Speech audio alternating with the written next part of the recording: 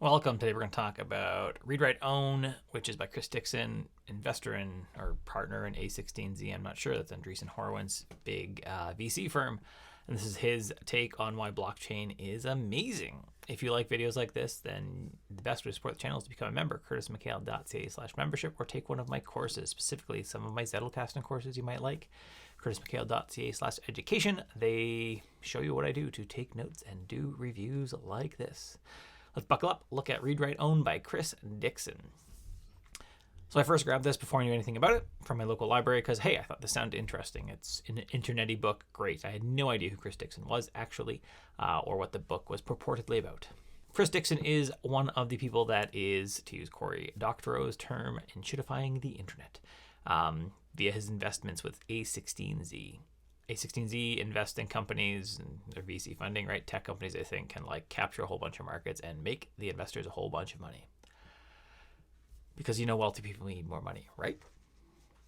So a short list of companies that A16Z has invested in includes many extractive companies that are making our world worse, including Facebook, which lied to news sites about video and then pulled the rug from under them once Facebook was big enough and didn't need the news content anymore. Airbnb is another company that's benefited from investments with A16Z.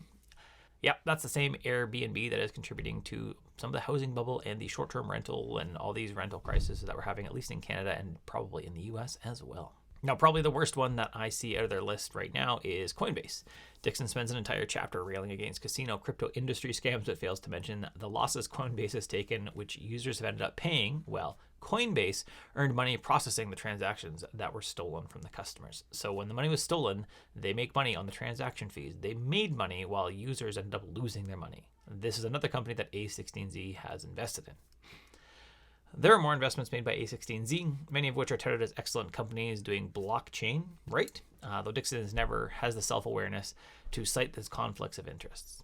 Actually, scratch that. He is likely entirely aware of these conflicts and doesn't care because he doesn't believe that you care about his conflicts of interest and that you'll just take his internet godhood and just run with it because he wrote something. Honestly, YouTube disclosure via the FTC in the US seems to have a higher disclosure bar to hit than Chris Dixon hits in his A16Z inspired, processed, whatever, funded book called Read, Write, Own. Okay, now I've got through the beginning bit of some of my thoughts. You can probably guess where this is going. Dixon talks a lot about blockchain in this, and specifically the attract-extract cycle of the internet. While I agree with this assessment, I actually like Cory Doctorow's version better, the enshittification cycle. Both would agree that these companies attract a bunch of users to get big and foregoing profit to really cater to the users.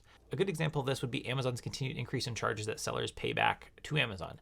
About half of each sales goes back to Amazon, in fact. Plus, Amazon has a most favored nations clause, which says you can't sell your goods for cheaper elsewhere. So that means if you pay 50% of your sale to Amazon and you mark up your goods to pay for that lost margin, your goods are also 50% more expensive at any other store. Now, he calls this the take rate, which honestly, he does bad math and selective math to make the take rate seem really high on many companies. Dixon does hit the nail on the head as he looks at how companies are making their products and services worse by extracting more and more value out of every transaction. In the ideal world, his blockchain will solve this somehow. He doesn't actually have a good way how. Now, theoretically, according to Dixon, a blockchain has a contract that can't be broken. Of course, he never says much about how, oh yeah, we could vote that it changes. And then it's just changed and you lost anything you really believed in, maybe. Dixon claims that if you enforce low take rates, right, for the, the platform owner, then they're just going to stick like that all the time. There won't be a problem. Again, the problem here is with A16Z, they invest in companies that start with low take rates or really serving the user, and then they expect these companies to get big enough, start extracting as much profit as possible for A16Z and the other investors. Now, as part of this book, Dixon highlights some good, again, air quotes, good blockchain projects that he cites. Again, without disclosing that he's invested in every single one of them, but they're good. Helium is one. It's a crypto-powered mobile network. Helium comes with the same story of every blockchain project I've seen. It's really cryptocurrency under the hood. It lives on huge hype from people at the top of the chain. It turns out to cost people lots of money and offer a little in the way of returns. They don't actually make their money by hosting Helium's network at all. It costs them, I think it was $500, and you'll see people making $5 over multiple months by hosting Helium's network. So they basically did this for free. Now, if you look at Helium specifically, if you look at I want to ask where all the tokens went. If you look at Forbes, like most crypto scams, the tokens were hoarded by the founders and all the money stayed at the top. Here's a direct quote from Forbes. A review of hundreds of leaked internal documents, transaction data, and interviews with 5 former Helium employees suggest that as Helium insiders touted the democratization spirit of their people's network, they quietly amassed a majority of the tokens earned at the project start, hoarding much of the wealth generated in its earliest, most lucrative days. This is one of the projects that Chris Dixon is saying is really good, and they did the exact same scammy thing that any other crypto blockchain project seems to do. So really, it's not such a hot project, and Dixon fails to mention that good project that he's really loves is something he benefited from. He benefited from this token hoarding at the beginning. There's going to be other good projects that he cites, but they amount to the same thing. Stuff he's invested in that isn't nearly as good as he says, that mostly further enrich people that have more money than they should ever reasonably spend, like people like Chris Dixon.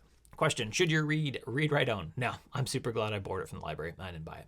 Read, Write, Own is around so that Dixon can get a book out instead of a blog post. It's a little more than an affirmation of what crypto enthusiasts already believe.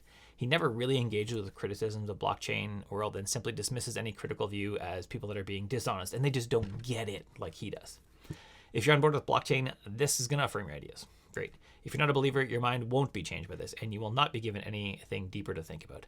I'd love a book that took a good look at blockchain technology and engaged with all the issues in a thoughtful way. This is not that book. One other thing of note with this book is that Chris Dixon's various companies he is involved with and Andreessen Horowitz is involved with bought tons of books to make sure this got on the New York bestsellers list. That's what this book is there for, so that Chris Dixon can say he's on a New York bestsellers list, and it like adds to his godhood. Everyone viewing that he knows what he talks about. That's it. Don't read this book.